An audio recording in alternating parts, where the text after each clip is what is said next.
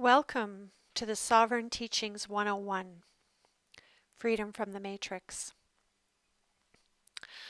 I started on this journey about 6 years ago now, and what put me on this journey was this undeniable feeling that things were just not right, and I was getting sicker and sicker in my body and not functioning well at all.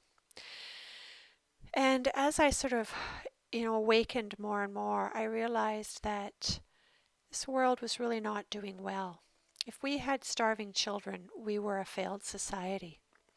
If we didn't have fresh water for people on the planet, we were a failed society. If we didn't have proper housing and warm, dry spaces and clothing for people, we were a failed society. And I wasn't well doing what I was doing, working for a living. And it just I always felt like I was in a survival mode. And so being in that survival mode really made me sick and made me do things that weren't in alignment with me and what I loved to do and what I wanted to do in life, which was I'm a creative soul, I'm an artist. And so in that led me to start questioning what was actually going on and has really taken me into quite a journey of itself. So here's Sovereign Teachings 101.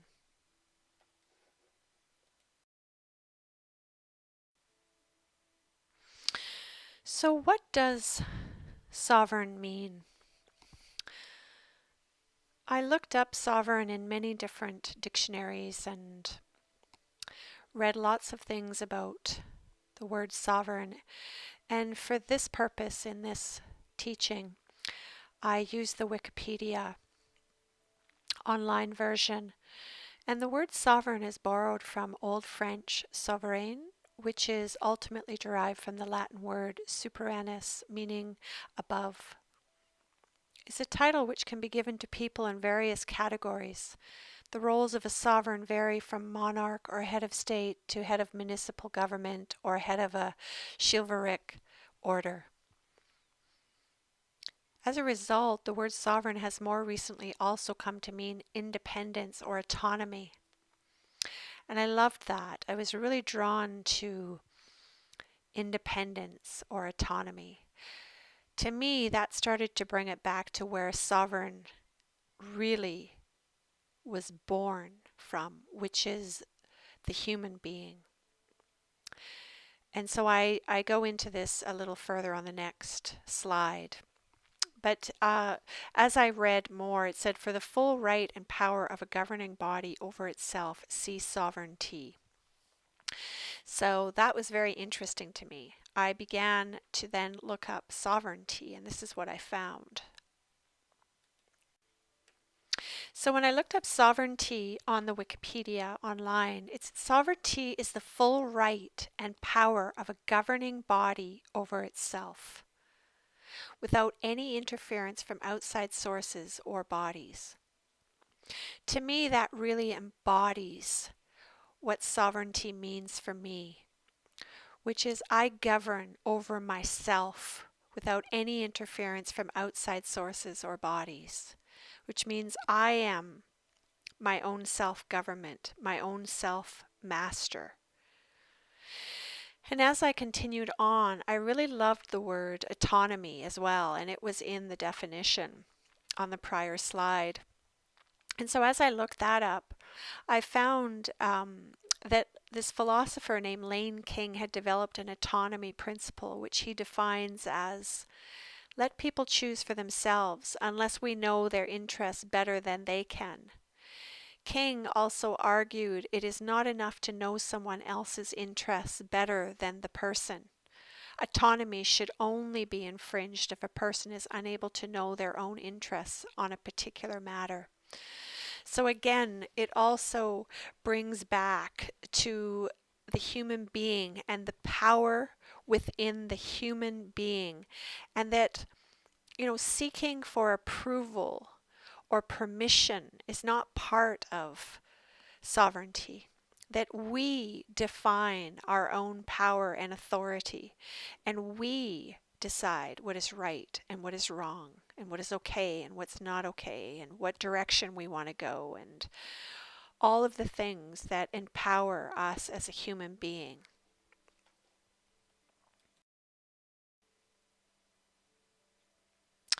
As I began to look at this further, it was like, why are we even looking at sovereign or sovereignty?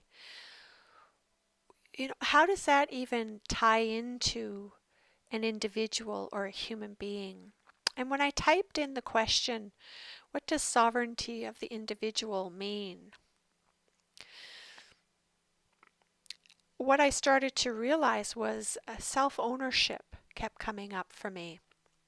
And so I decided to look that up in the Wikipedia, and this is where it led. Self-ownership, also known as sovereignty of the individual, which ties into my above title, or individual sovereignty. So self-ownership is the concept of property in one's own person. Could also trade that word person for human being. And it's expressed as the moral or natural right of a person or human being to have bodily integrity and be the exclusive controller of one's own body and life.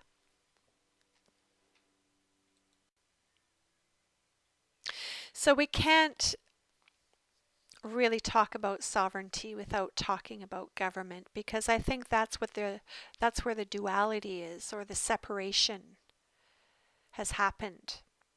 Is that initially, when the concept of government was created by humanity, by the people, by the human beings, it was I, you, we, us, the people, human beings, were the executors, and we set the rules, the objectives, the boundaries. And the government was the trustee, so they received our direction. And through that, the benefits were distributed back to us, we, the people, the human beings, the beneficiaries.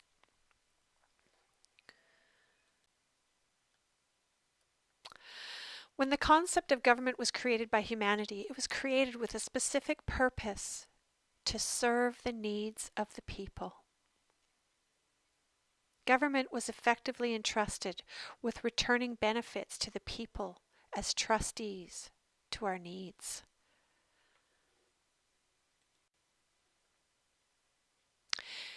And in this original start and birth of the people creating a government, here the government acted for and on behalf of the people.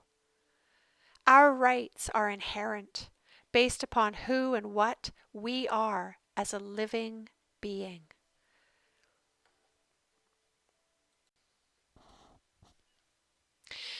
So things are very different now with our government.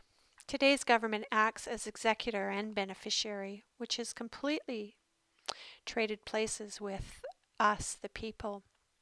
And so in today's model of government, the government is the executor. They set the rules, the objectives, the boundaries, and we, the people, the human beings, are the acting trustees. And the benefits are being distributed back to the government, the beneficiary. This was never what we had in mind, the people.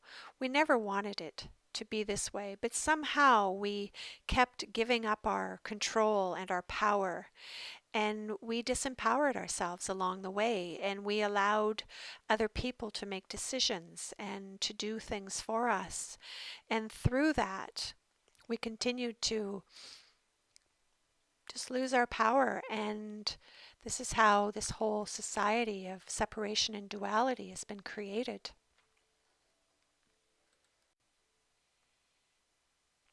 The behaviors of those claiming to be government today is in complete contrast with this trust agreement.